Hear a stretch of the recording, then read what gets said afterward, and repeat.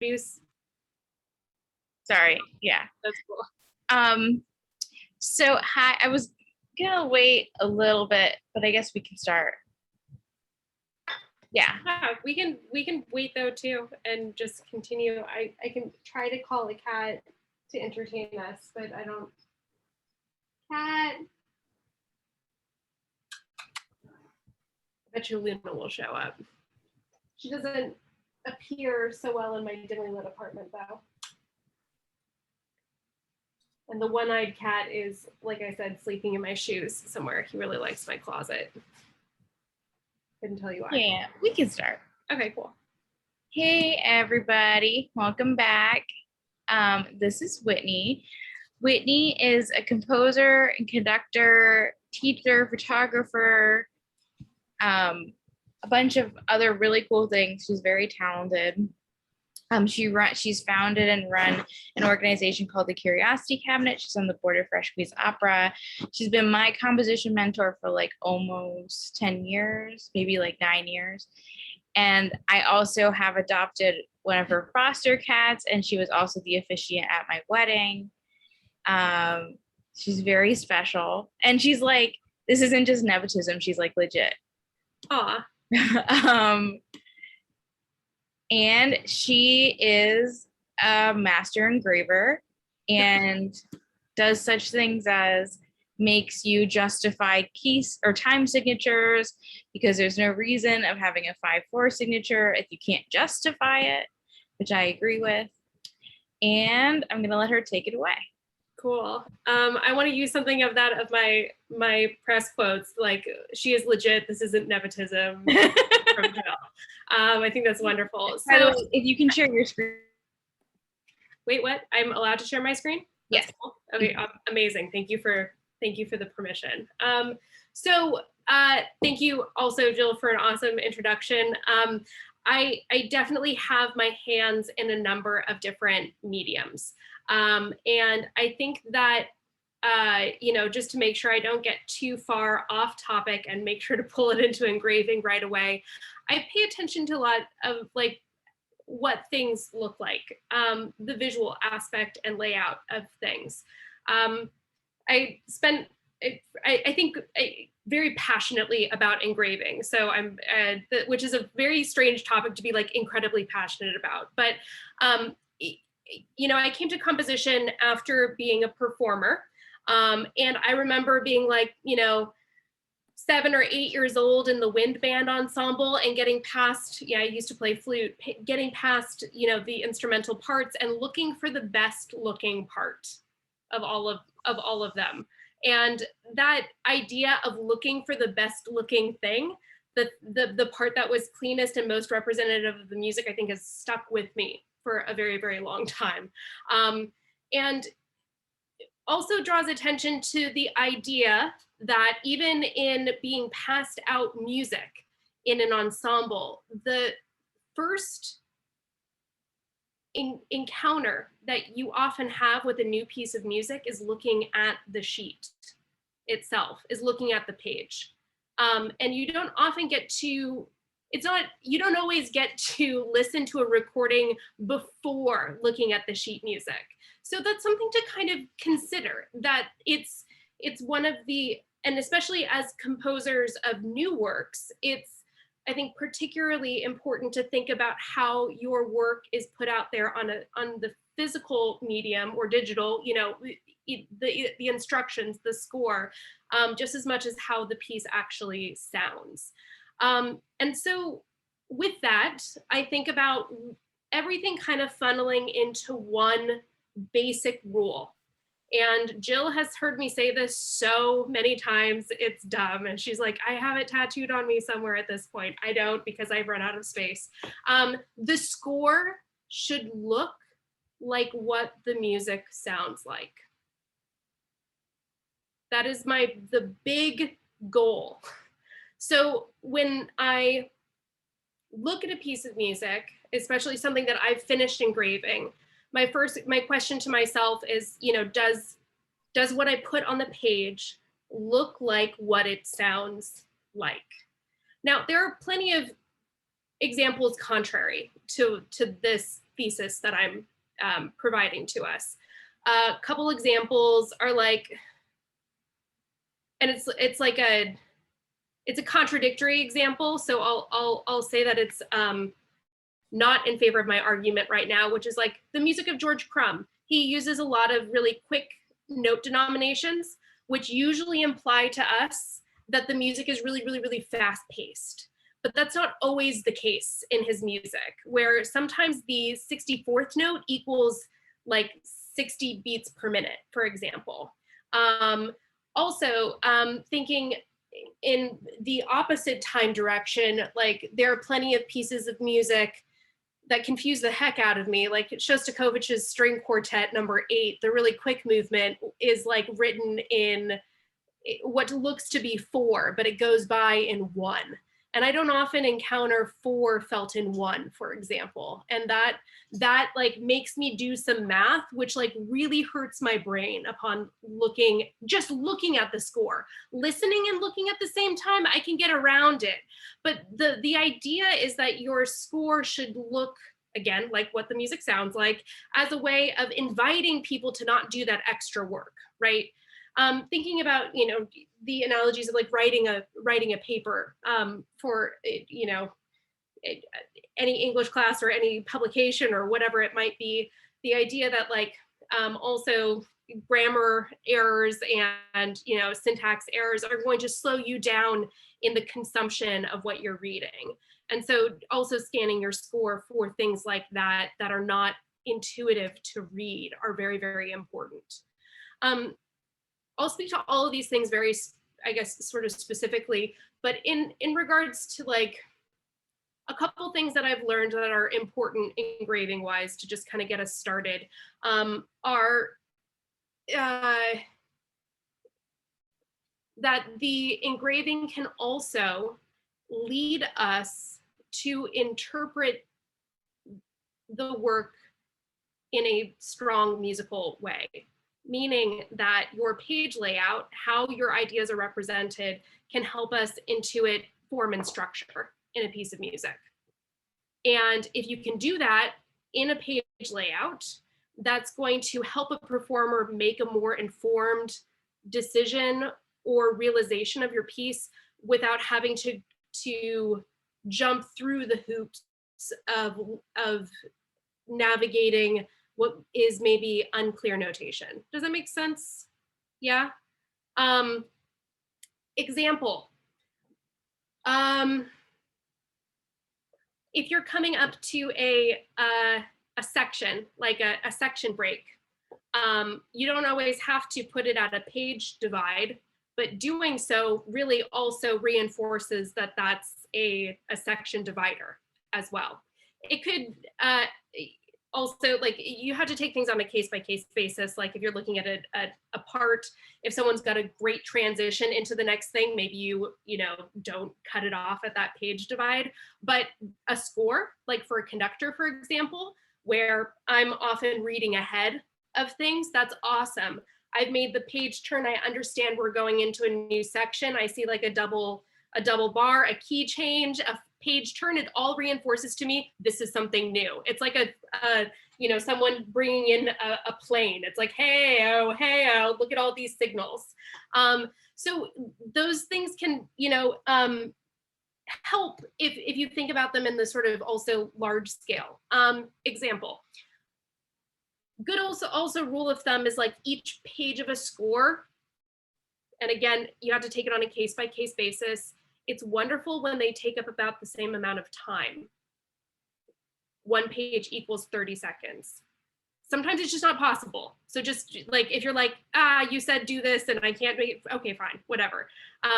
But like, if I'm trying to assess the large scale form of your piece and every page takes roughly 30 seconds and there's an internal section, a B section that lasts, you know, 6 pages, I can do some quick math and understand how proportionally it fits in with the rest of your piece of music. So those are like, so do you ever think about these things while composing? Please no. There's enough to worry about while composing. Please don't worry about this stuff while composing at all. Please don't. Your score that you work with should look, I don't know, it's encouraged that it look like absolute garbage.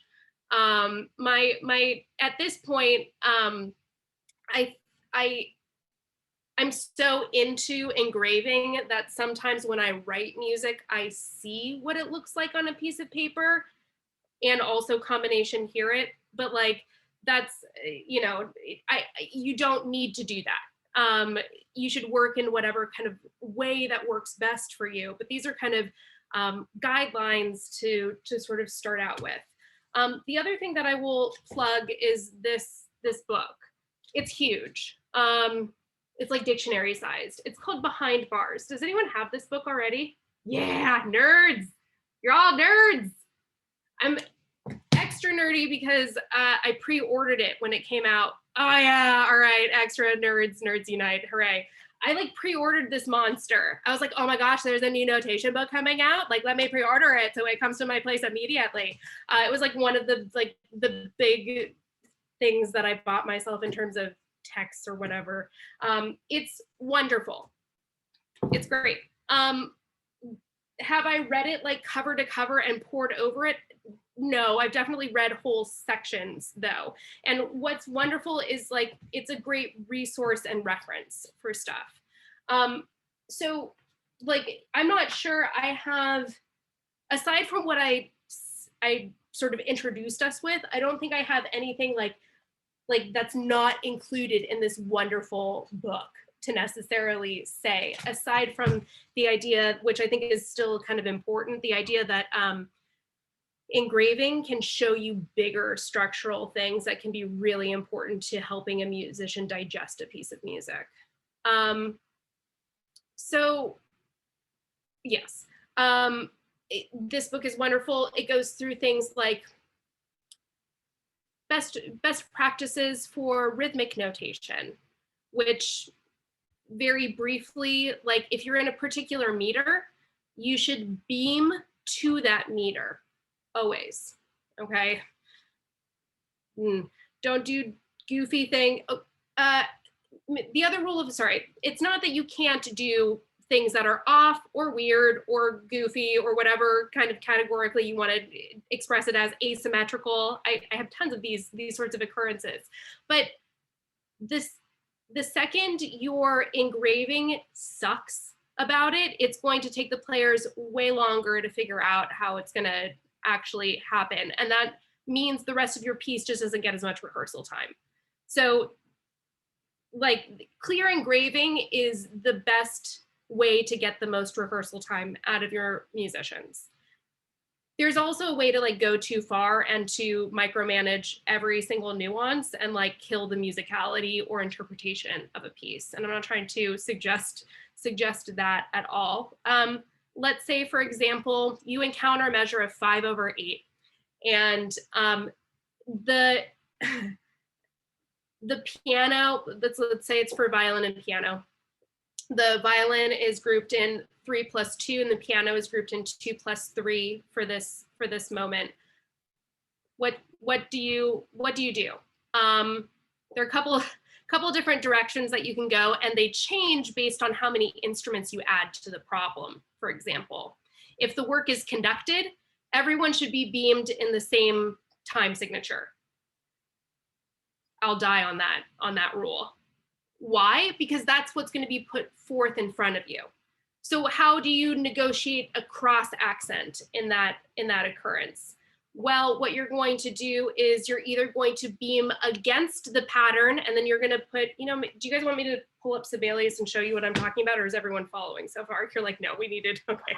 Let me pull up my favorite program in the entire world. That's Sibelius, hold on. It's going to give me the sound of glory. Also, there's this fly that has just been, I don't know how it got in. Also, I don't know what the cats are doing. They should be helping me out in this situation. All right, hold on, I'm just stalling while Sibelius opens.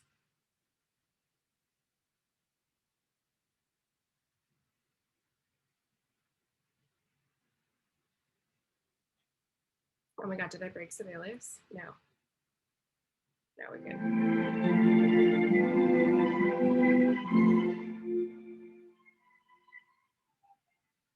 All right.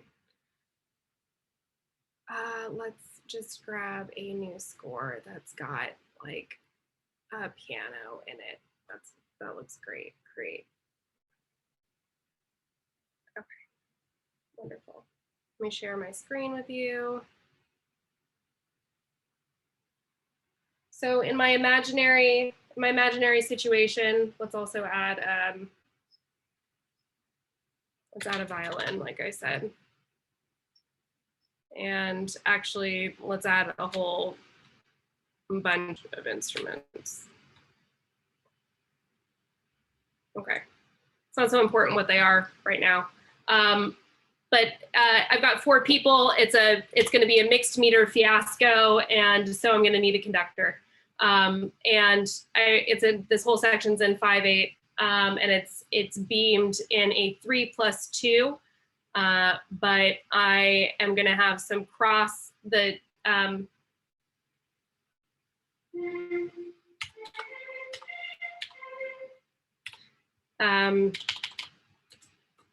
just quick examples. But the piano part is decidedly going to be not that.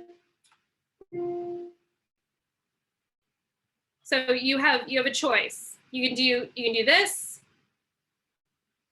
and then show that, for example, you have a pattern of this 3+2 that's being conducted against it.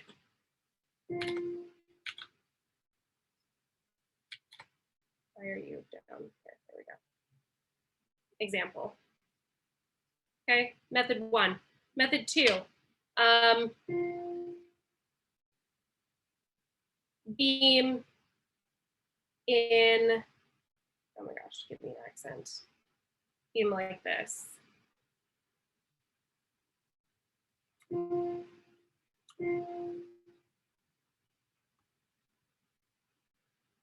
So that we see that we have, oh, sorry, wrong spot. What am I doing? 1, 2, here we go. There we are. You can also, again, reiterate that if you want to. It's not particularly overkill.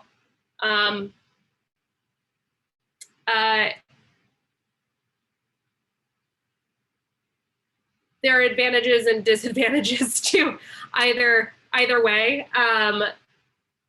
Question for the group: which one do you prefer to see, or even some combination? Do we like the accent? Hold on, chat. Second one, accents. People are hip to this accent. Yeah. Does it help seeing what the conductor might do against what you're supposed to do? Yeah. I find these conducting symbols super helpful, especially because one of the major questions as a conductor that takes up my rehearsal time is, what are you doing at this one spot? How are you dividing out, you know, the time, especially in asymmetrical meter where you might be going back and forth between the two. It's, I think, really important to reinforce those with conducting patterns, especially if you're dividing out into different accent patterns. It just also alerts the performer that they're going to be going against something, right? And giving them a better chance to be like, okay, maybe I need to like be a little bit like this because there's another layer on top of what I'm doing here. So those visual cues can help ensure that you get a solid first read through a piece of yours. And why does that matter? Well, a couple reasons. I think that as musicians, we make a lot of judgments upon listening to a piece for the first time, even if we know it doesn't go like super well, you know? Yeah, I think that, you know, making sure that the initial, beyond that, it's very expensive to continually rehearse a piece of music. So anything that you can do to kind of tighten that that use of time is going to be advantageous to you getting a stronger interpretation of the work. Okay, other things, like if you're in a particular meter, you better be in that particular metric feel. Like if you're in 6/8, please be in 6/8. If you're in 3/4, be in 3/4. If you're at 6/8 versus 3/4, use the time signature that prioritizes, or that you want at the 4, you know, to be borrowing Percy Granger's terms, for the piece. If you're like, if you cannot answer between one or the other, it's equally 6/8 and equally 3/4, both simultaneously in this polyrhythm, you can actually express that in a time signature. You can do that. The convention of 6/8 plus 3/4 as a time signature usually means 1 and then an alternating other 2 sequence, right? So you have to like put it like a fraction or a time signature over another time signature, which is clear enough. It looks very tiny and a little strange, which is why I sort of, as a conductor, the conductor has to do one of those 2 things. The conductor is not going to like simultaneously do 2 different metric feels. They're going to do, yeah, do I have a visual example of what the dual time signatures, like the, yeah. Let me see if I can't quickly pull something up. Okay, I've asked my computer to do way too much. Hold on. Oh, wow. Okay. I see it a lot in some percussion music. Okay. Okay. This is an example of one where it's, no, this is a crappy example. All right. Also, that's a confusing example. Don't do that. What is that? All right. I'm going to have to look for it rather than waste our time, but I will find it. I promise. It also probably exists in one of the pages on this fine book. But one after another usually means that there's some kind of repeating pattern of a larger 2 or 4 bar feel. If you do one of those patterns over more than 2 measures, it's really sometimes, and the pattern continues to repeat, it's very difficult to remember it if it's really more than 2. So if you're like, oh, it's a continuing pattern of 5/4 followed by 4/4 followed by 3/4 followed by 2/4, and that repeats, just change them.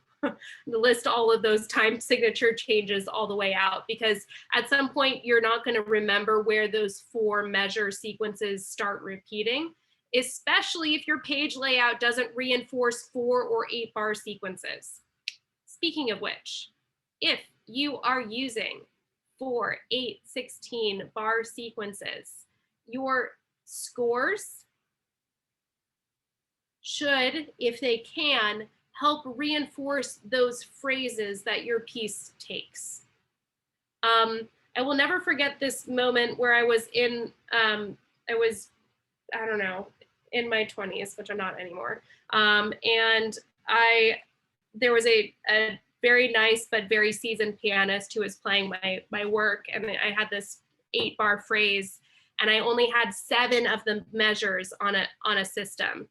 He's like, I could murder you for doing this. And I was like, I'm sorry, what's the big deal? He's like, I have to do so much more work looking at how this is phrased because you didn't include that last measure on a system. I was like, oh, I promise never to do it again. I'm so sorry, right? And so now I pass this knowledge on to you so you will never be embarrassed by the situation, I guess. But imagine you're trying to learn a piece of music and like give it a very thoughtful reading, and you have a 4 measure or an 8 measure phrase, and like you have this gesture to it. like if you can see it on one system, it's going to be a much more organic feeling than if you have it spilling onto the next system, for example. So that's kind of the idea of like using the page to help reinforce how you want something phrased in a piece. Same thing goes, all of you are writing vocal pieces or have obviously written vocal pieces, right? So the idea of, a singer has to take a breath, I guess, at some point. Boo, singers having to breathe, right? But also consider how we consume poetry, for example, and like how page layout reinforces our sort of rhythmic stretch through a line, reinforces where we're taking breaths, for example. And, gosh, there are really terrible engravings out there, some very, very well-known pieces that if you look at the engraving, you're like, boo, this makes me want to hate this piece of music now because it looks so terrible. Dover publications, I'll just go ahead and throw them right under the bus. If you have any Dover scores, just like burn them. If you're like cold one day, just burn your Dover scores. So sorry, Dover. Not really. We've gotten much better and cleaner with this idea of engraving, though. Cool. So those are just some things. There are a lot of basics I'm not touching on, like score order, for example. Everything should be in for the most part, high to low sounds, and also grouped by instrumental family. There are some exceptions to those rules. They should be reinforced by the role in which that instrument plays structurally in your piece of music, meaning accompaniment on the bottom, melody on top, or solo, or whatever it might be, right? So if you're going out of order, consider those sorts of things. My preference as a conductor is to see electronics and spoken text on the bottom or spoken text on the top. I don't like to see usually electronics on the top unless they're like the primary focus of the piece of music. Speaking of extended techniques. Sorry, I was like, what else should I talk about? Extended techniques. I have some good rules of the thumb for extended techniques. If you're playing a pitched instrument and you want any element of pitch, your extended technique should still occur on a 5-line staff. Okay. If your technique is percussive and does not have any pitch, identifiable pitch to it, it should occur on a single line staff.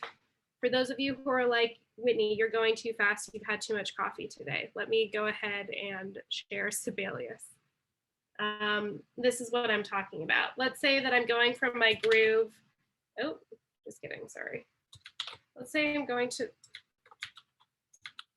okay, sorry, I guess I don't know my shortcuts anymore. How am I going to change this to percussion?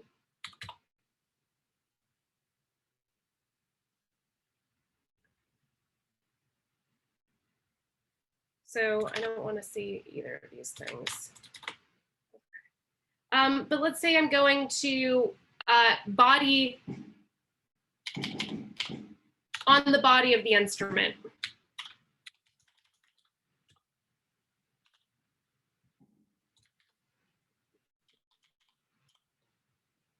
Seeing that is very, very clear.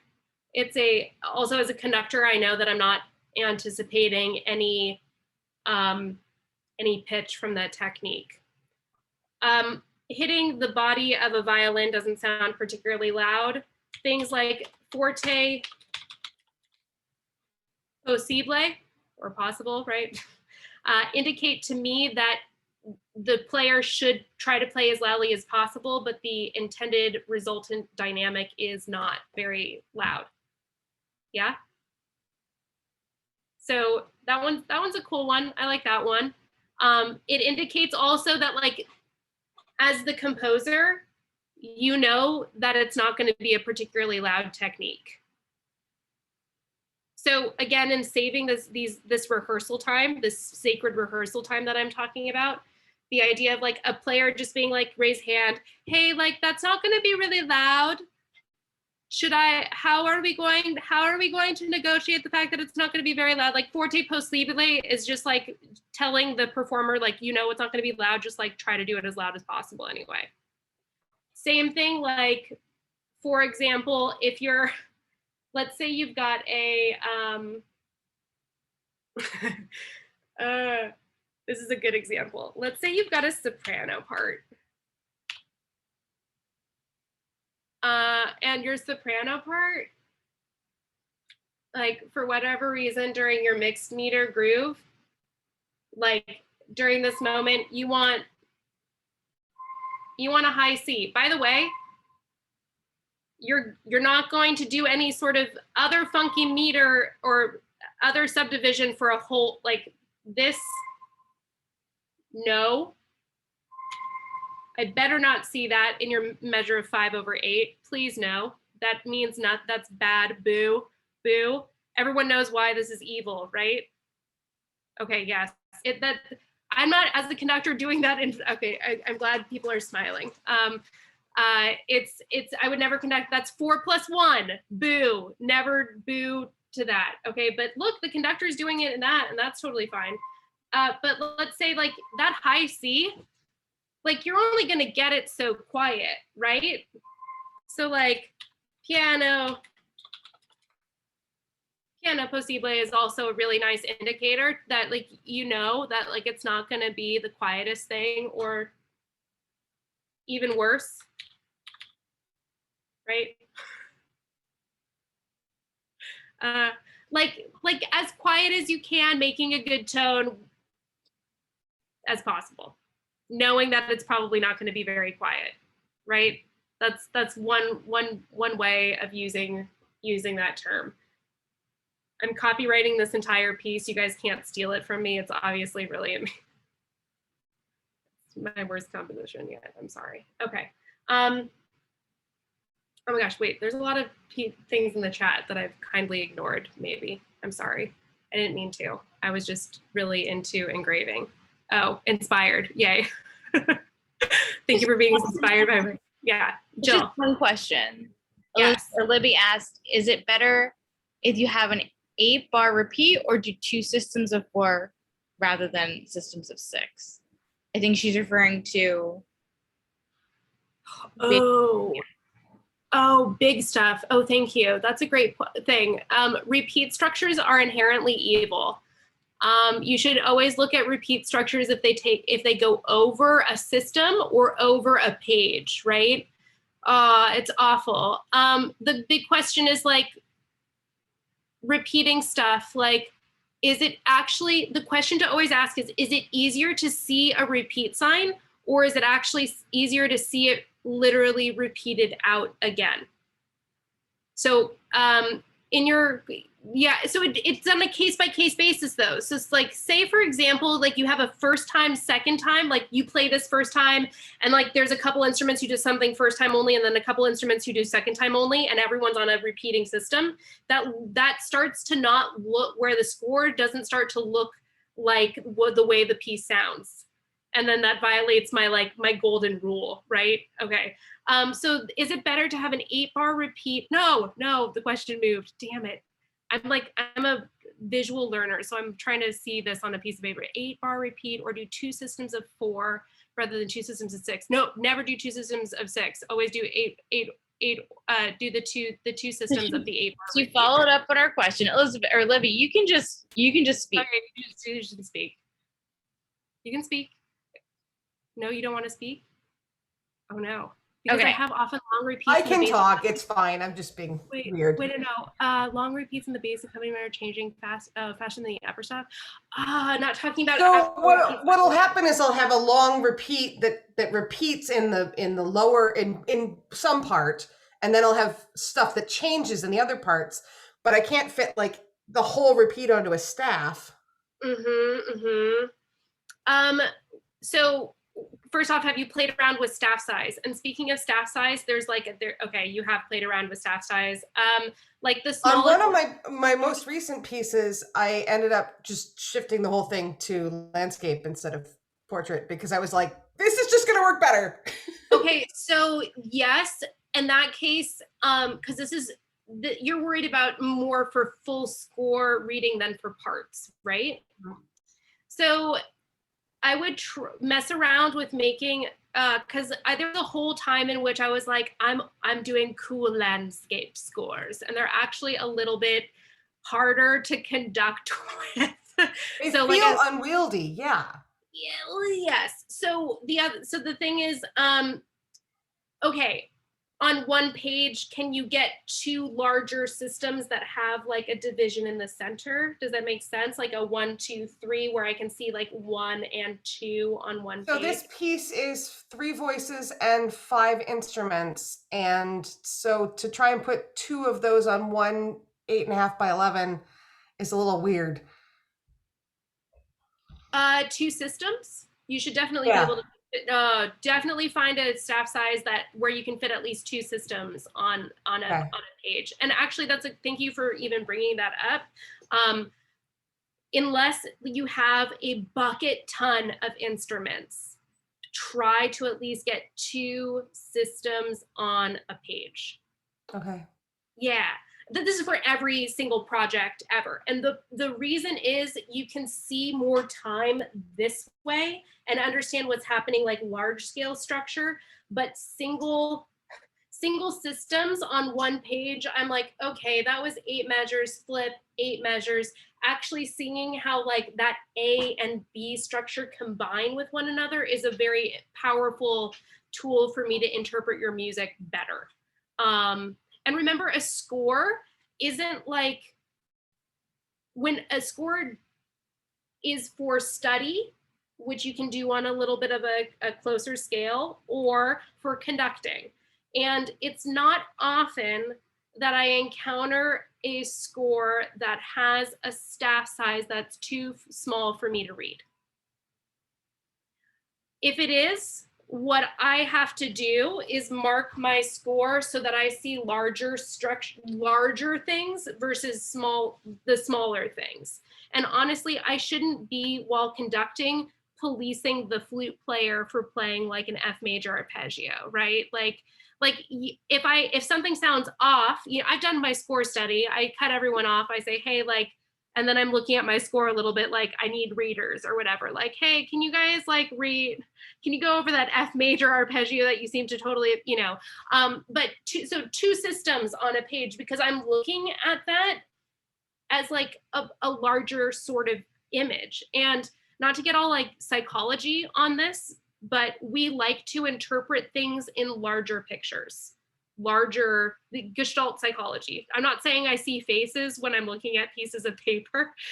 There's not like 2 eyes and a mouth kind of formation, but what I am seeing is like, oh, this is the page where the brass enter here, the strings sustain here, and like I'm looking at where things are, high and low, rhythmic things. More beams mean things are going faster, like in terms, so those are my visual cues that can help, again, like I said, reinforce a good interpretation of your piece of music, is thinking about how all of that is not only laid out, but like that's how I'm conducting something. I flip to a page, oh, this is the page where this section ends and this section begins, and I need to like, this is obviously an instrument that is out to lunch, whatever it might be. But yeah, so that in your case, and like I said, everyone else's case, like try to aim for at least 2 systems on a page. Even better if you can get 3 to 4. If you're doing solo rep or duo stuff, you can easily get even sometimes 5. Now, in those cases of solos and duos, usually they're using the score to also read from, so don't be so annoying as to make it too small. So general, and I usually go by staff millimeter sizes. There's an industry standard, and it's actually, I personally find it a little bit too large. It's 7. It's like kind of dorky a little bit. I don't, however, go any lower than 6 for reading from a score or a part. And the reason that you would adopt a 6 over, and honestly, I usually split the difference and just go 6.5. Like, it doesn't seem obnoxiously large. It's not obnoxiously small at all. 6 can be like a little intimidating if you have a lot of notes and stuff on a page. However, for example, solo rep, where you really don't sometimes have the economy of a hand to turn a page, you sometimes really need to think of like, okay, I have 3 pages maximum that I can have on this stand at a time, or 2 without some sort of moment where something's got to slide over, something's got to pull over, whatever it might be. Are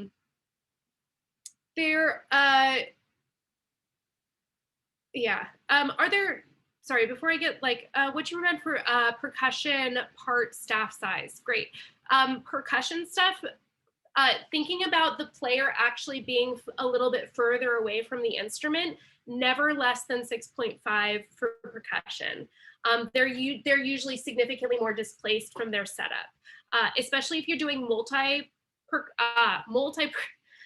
I could spend a whole day just talking about percussion music stuff. Also, okay, so there's a really wonderful book called How to Write for Percussion by someone saw, yeah, you got it too. Great, amazing. You are all nerds, wonderful. His book's great too. That's a great rule of, especially if you're like, I want to write this percussion solo that's a multi-instrument setup. Again, think how to group instruments, pitched, unpitched, high to low. Also orientation of the setup. Oh my gosh. So like so expect if you write a solo percussion or percussion ensemble piece where they're going through different instruments, that your score is probably going to go through a number of revisions with some critical commentary from the performers who are engaging with it. Couple things, like if you have if one percussionist is playing a triangle, a timpani, and a bass drum part, put all of it on one part. Hide the staves that are not in use at a given time, or note instrument changes. In this case, like bass drum and triangle could be done on one single line staff, but timpani is a 5-line staff beast. So making it clear when you're condensing things, how do you do that? In a part, using these things called the system separator is pretty crucial. This indicates to us, looking for it. Oh my gosh, I'll find it. Hold on. Here we go. This. If we see this, it indicates to us that we go on to a new system. Sometimes the reoccurrence of the symbol becomes really cumbersome, but for percussion music, especially if you're continuing to expand and condense, like, when you're hiding staves, you must use that, or else you're going to cause major havoc and chaos. Also, another good rule of thumb is if one person is playing one instrument, have the staves connected to one another. Example, let's say in my imaginary piece, the soprano is also playing the triangle part. So she has to, believe it or not, she's got to do this while also singing the high C, okay? And I know that it's one singular player because I've connected these two things. This violates my ordering rule, this idea that percussion should always be on the bottom. In the case of orchestral repertoire, if there's timpani involved, they show up above the strings. But for the most part, good rule of 20th century thumb is that they go on the bottom or close to the bottom or above the piano. It's a little bit of a negotiable position. But the top, it's never at the top. In this case, it's at the top because the soprano is also playing it. So there are a couple of, orderings that you have to preference when you're talking about notation. Also, this score, I would give a D- right now because we really need to have full instrument names at the left-hand side and then subsequently short.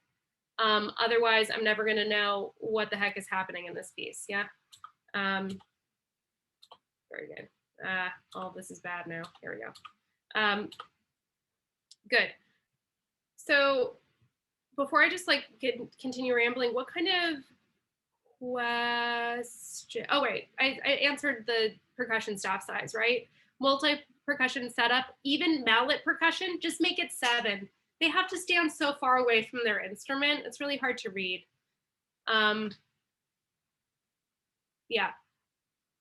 Voice beaming. Oh, dun, dun, dun. Oh, gosh. Okay, so voice beaming first, like how you're talking about like in terms of separating the eighth notes versus beaming the eighth notes together. Okay, now here's the problem. Are there any singers in the room? Like, yeah, okay, amazing. You're probably gonna disagree with that. So a lot of singers I've heard really like the separated eighths. I'm like, what planet are you guys from? Why do you even like singing that? That looks awful. I don't even know how anything's connected. I can't sight read the rhythm very well because nothing's connected to one another. Now, no. Oh, okay. You love them, but wait, Nick, you do separate or you do connected? I separate them. Okay, so you can totally stick to your guns about separating them because there's a whole camp of singers who totally love that. And why do they love it? Because there's a bunch of really old rep that uses that as a notation style. So unless we end up re-engraving all of the really old rep, I don't think we're gonna see that come out of fashion. As a conductor, as someone who like sometimes and often really terribly sings through vocal parts while I'm conducting, I sometimes will go ahead and beam them in because I can read the rhythm a whole lot easier.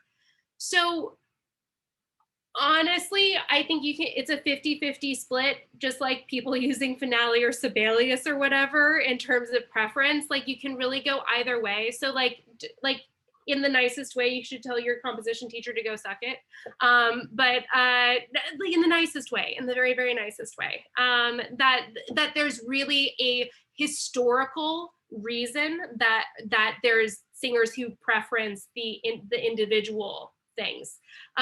You can see a combination of the two when you're dividing a word that's 2 syllables that's connected beat-wise. So you can see a combination of those two. But my suggestion is if you use one thing, stick to it. Consistency is really key, regardless of what you're going to be doing in your score, right? So like if you want to do unbeamed eighth notes, just stick to unbeamed eighth notes.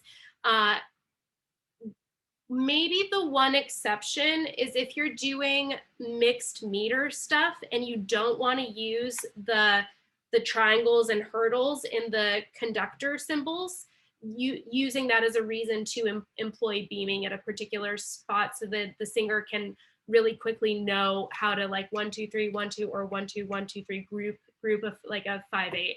I don't know why I'm feeling everything in 5/8 today. There are other asymmetrical meters, but so yeah, I think case by case basis, whatever preference you sort of have, I personally like to see them beamed together because rhythmically, I feel like if I were a singer, I would make fewer rhythmic mistakes that way. There's other times that I see some unbeamed stuff that I have really, really absolutely no problem reading very clearly. I don't often encounter the beam getting in the way, though, I guess is the other thing that I will say. Other questions, comments, concerns. I'm seeing some of them. Slurs versus beaming for melisma. Oh, LOL. It depends on how long the melisma is. I certainly don't think you need both. I think both is like a lot.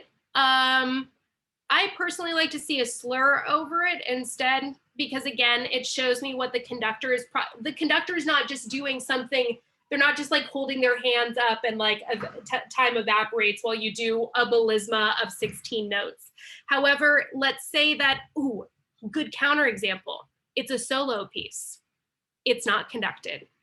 It's going over the bar lines like in weird ways. Go ahead. and connect your bar lines that way.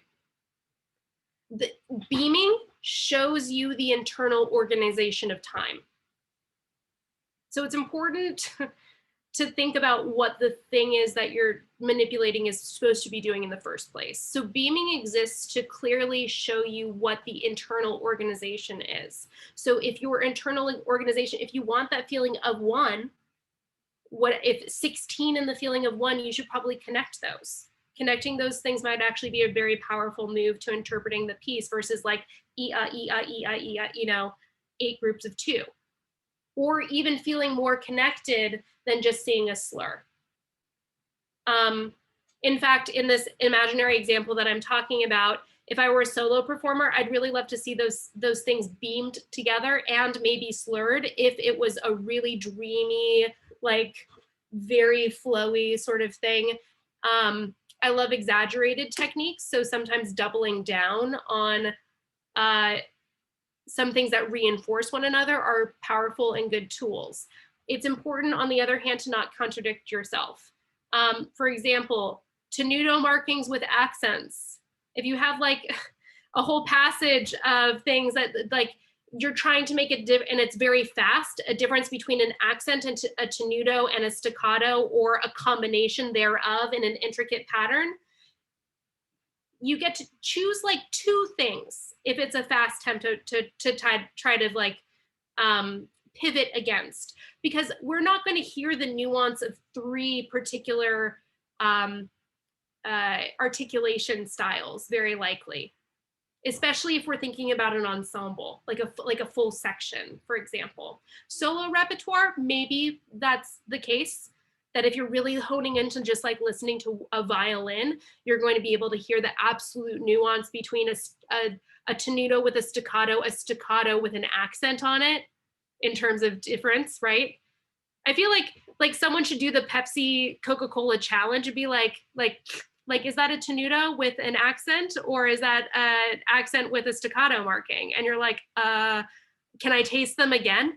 And like, so trying to, so I think that we encounter this with form as well, how we listen to music. A lot of what we listen to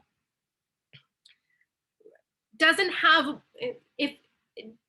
more than like 2 ideas that we can grasp onto to remember in a piece.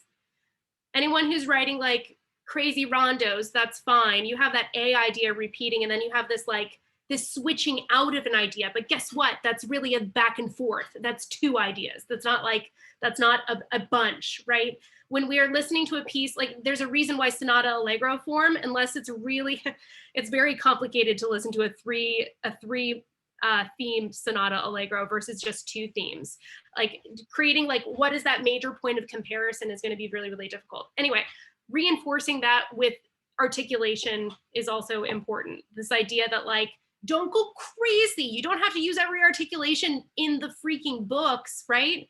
Choose some very cool colors and techniques, and don't make your pieces exhaustive extended technique escapades. Yeah, we're not Webern. I mean, so Webern's like, I'm not trying to burn Webern either, but like if you're like transcribe the clarinet form, but you are transcribe the clarinet part for me here, including the articulations, I'd be like, I'd really have a hard time knowing the difference between a tenuto and an accent maybe in some cases, especially when dynamics are involved. Also, maybe the last thing before I ask for more questions, oh yeah, his songs are amazing, and this verges on composition as well. So in regard to that, you're welcome to disregard what I'm about to say completely.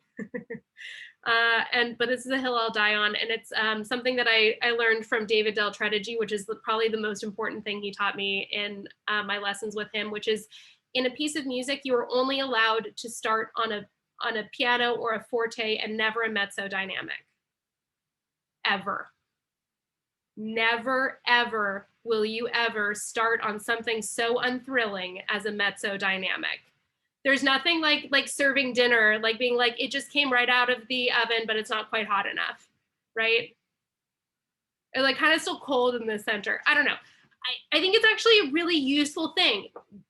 If you're thinking about theater and acting, you don't go on stage thinking a mezzo performance ever. It will never read. So if like make a stance on what you want to do. And it's my favorite. I teach composition lessons to a variety of ages, and I love my high school and my middle school students. They all love to start on mezzo dynamics. They're like, I don't know, like mezzo piano or mezzo forte. I was like, wow, how mezzo boring of you. How could you have mezzo started this piece? And I think that's like, you know, like make a stance, and that doesn't mean that your piece can't include mezzo dynamics, but for the love of peanuts, don't make it be the first thing that you're because what that doesn't, as an interpreter, that doesn't mean a bunch to me. As a singer, if I see mezzo piano or mezzo forte, I'm like, I guess I'll just be kind of regular today, right? And so that helps mood, right? So let's say you have a forte marking, but your tempo marking is very like an internal sort of cue, right? So then you feel immediately at conflict with those words, and your performance as a singer gets to be more something off the bat than just being like, oh, I guess I'm a sort of neutral reading of this marking here. So a lot of times, especially when we're thinking about dramatic music, music for voice, dynamics are especially important. Yeah. They're also always going to probably be louder than you want them to be because they're singers. Just kidding. Hello. But they're not going to be not heard. So if you write piano, they know they're singing words, right? And they're unless they're not, that they're supposed to be, you know, heard within the texture and the context of a piece. So I guess, you know, take that as you wish. But I think it's a good rule of thumb going forward because, you know, at page one, I'm interpreting your music. Is it loud or is it soft? Could it be really, really soft or really, really loud? Absolutely. But like definitely just disregard any mezzo dynamic, in my opinion, right off the bat. Yeah, any other kind of questions, comments, concerns? Concerns might be a good time. Like Whitney, you need to calm down about engraving a little bit.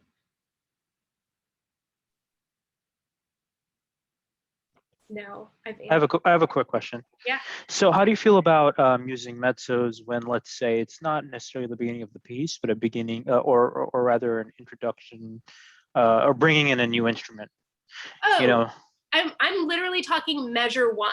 Measure one, okay, yeah. Measure one, I better not see a mezzo dynamic anywhere. Measure two, go ahead, mezzo your heart out. It's fine. Like, personally though, like, okay, so consider how the performer is interacting with the music. Are they reading from score or are they reading from part? I think even in the context of like, let's say it's a full orchestral piece and you have a singer that's a soloist and they come in measure 4 and it's marked piano.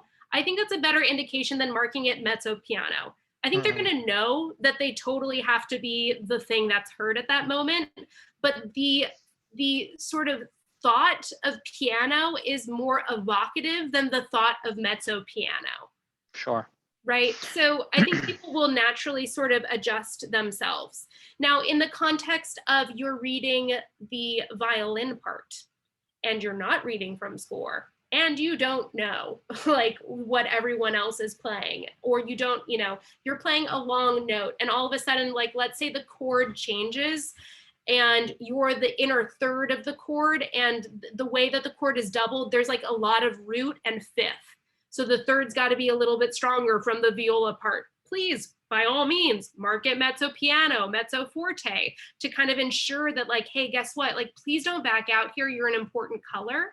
And that like, you know, those are what we call individual dynamics.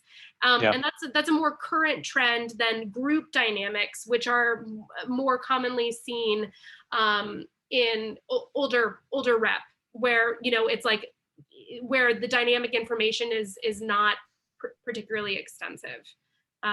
Hopefully that answers. Yeah, it does. Yeah, thank you. Cool. Any recommendations for publishers and engravers to reference for score study? Oh yeah.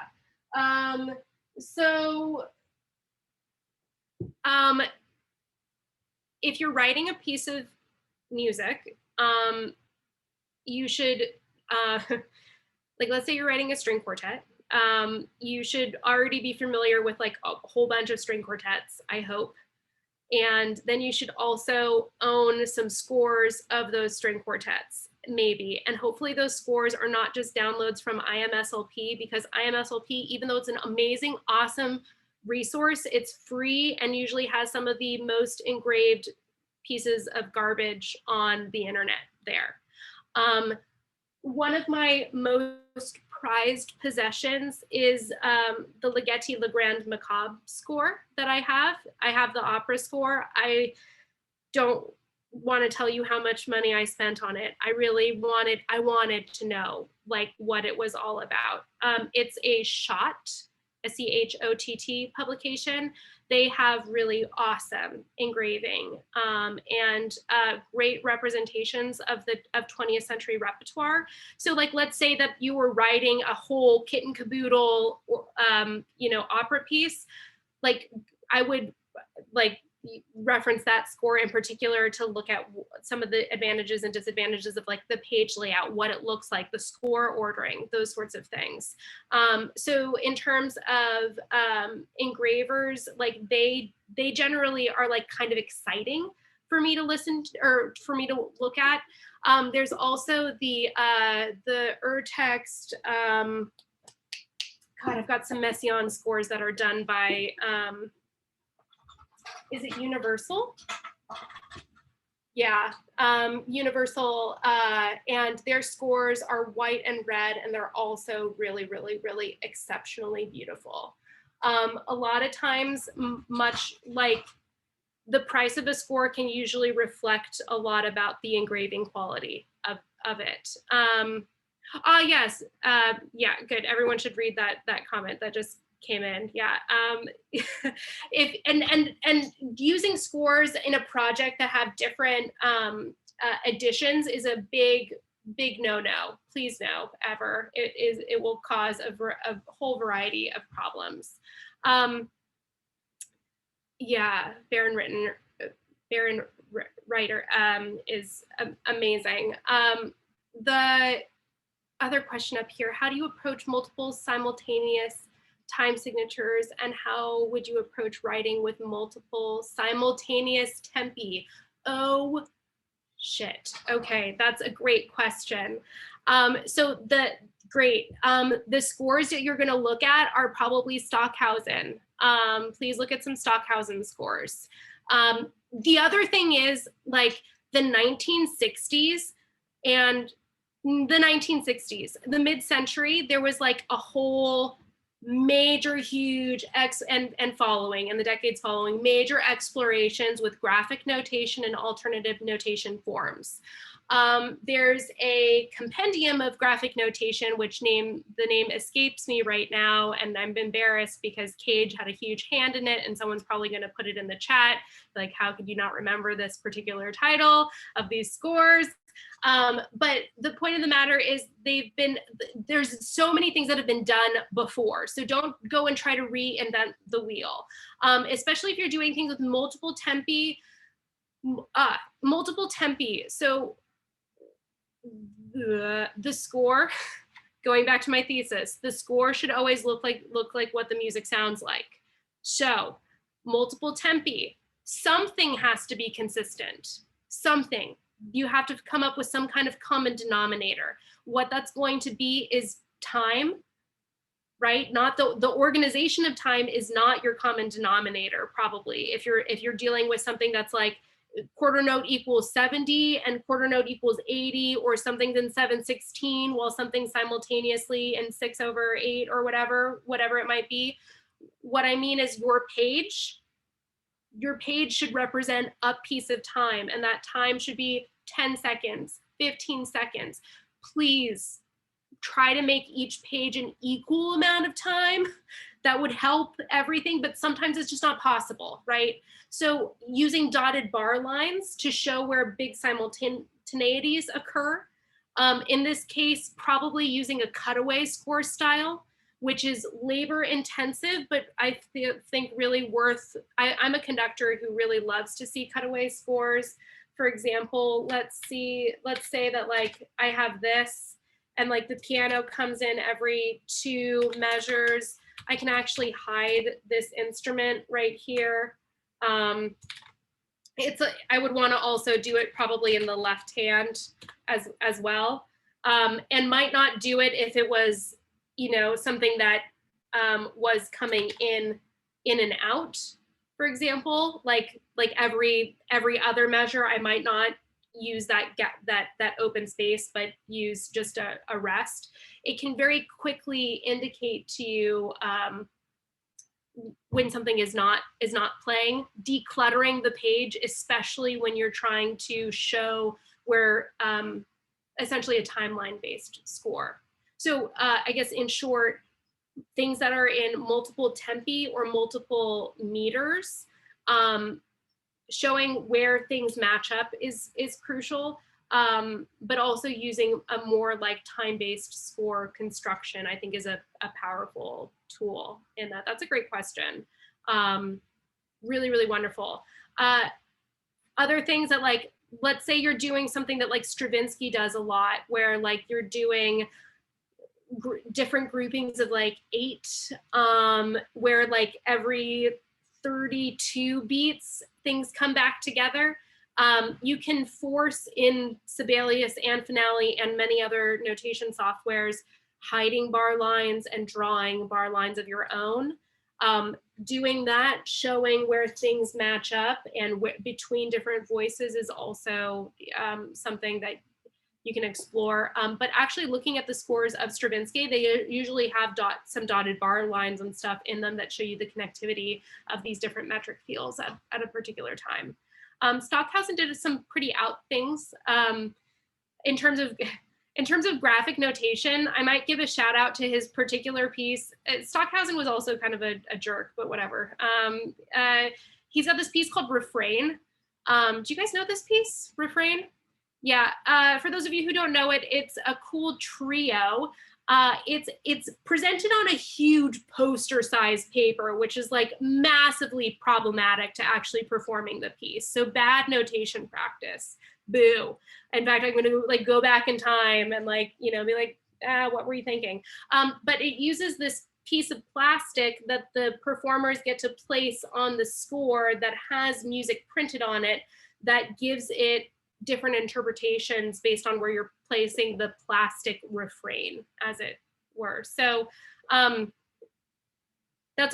you know, when it comes to like, so when dealing with graphic notation, my other general guideline and rule of thumb is like, if you're employing something special, is the juice worth the squeeze? Which is an expression I really like. Is the trouble of everything you've notated and the way you've notated it the best way of getting at the thing that you're trying to? Awesome, thank you for dropping the refrain piece in there. Is it the best way of getting to your idea, right? And you know, in George Crumb's scores, there's a lot of combinations of graphic elements and traditional notation.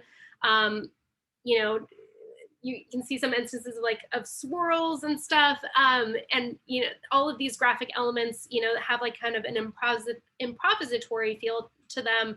So the idea is like, you know, are these things left up to the performer? Could they be left up to the performer? Would it be easier if they were left up to the performer? Is the graphic notation the easiest way? Like, for example, I'm thinking of like a kind of churning figure that's like that you might want in like a piano part. Like, do you need to like write it all out, or could you put a graphic to note that like it's more the sound and the feeling that you're going for than the notes? And I guess that's a question to ask yourself. If you're like, I really just want the feeling of, you better not be writing certain notes out. If you're like, yeah, it doesn't really matter what the pitches are, then don't write certain pitches, right? So ask yourself what you're ultimately trying to get at as well. This is a fun hill to die on. I like dying on this engraving hill. It's a very passionate hill. I like it. Any other questions before I let you guys go on your normal lives with where you're not thinking so passionately about engraving? Yeah. Just when you were showing your screen just now with the cutting out, I do cut out scores, but usually I end up having to like bring a white box in and like hiding. How do you do that? Because I've got Sibelius 7. I wonder whether it's to do with the version you've got, or no, you can do it in Sibelius 7 for sure. It's if you do an instrument change, and the option is no instrument hidden. And you can, yeah, and that's actually one of the other awful things about notation software is unless you know exactly what they're calling something, often you can't figure out where to freaking find it. So I'm a wonderful, yeah, it is awfully unintuitive Sibelius sometimes. At this point, I've slugged along with the program for like the better part of a decade, 2 decades. Oh my God, never mind. I just revealed how old I am. Way too long, and it's awful. But speaking of notation softwares, Project Steinberg and Dorico are cool options that are not Sibelius, or is a cool option that is not Sibelius or Finale, although it is built by the Sibelius team after they got fired by Avid, which I won't go into that drama, but that was really unfortunate. Yes. The problem that I have with Dorico is it doesn't really integrate playback and notation in the way that I'm used to. So I'm having a hard time crossing over to that program at the moment, but I do have it. And there's some major advantages to it too, but just like anything, like, or advantages, disadvantages. Sibelius has some cool workflow things at this point, which is like the panorama style, which doesn't deal with page breaks, which is sometimes really helpful. I find that if I'm beginning a composition, I can be really influenced by the fact that I'm running into the end of a page, for example, or likewise, where the page, like I said, the page starts to influence what I write. And that maybe gets to one of my other large sort of big points, which is that the medium is always going to impact the message. So the notation software, the method, the medium in which you use to write your music is always going to impact the kind of music that you write. If I'm a visual artist, you know, I am, if I'm working in watercolors, the subject that I want to paint in watercolors is going to be determined by the fact that I'm working with watercolors. Just like if so oftentimes to get around the idea that the medium does have an impact on my creative output, I will change up the medium when I have the time. What does that mean? Sketching with paper is really, really wonderful. Sketching with paper that's freaking huge, that I have to like fold in multiple parts, that I just gave to Jill recently that had all of my notes on it. And actually, Jill, that's kind of an important part. Like I did that so that I could see all of my notes for your opera all in one go, right? Because I wanted to be able to reference like the other things. And I think, again, being able to see large picture and small picture simultaneously is an important thing. And you know, in your compositional process, everyone's is very different. I think well-informed, well-rounded pieces often engage with those two levels actively in the process of writing. So if you find that like you're in a rut for whatever reason, maybe try interrupting the medium to see if your message changes. It's sometimes a helpful tool. Yeah. Cool. Yeah.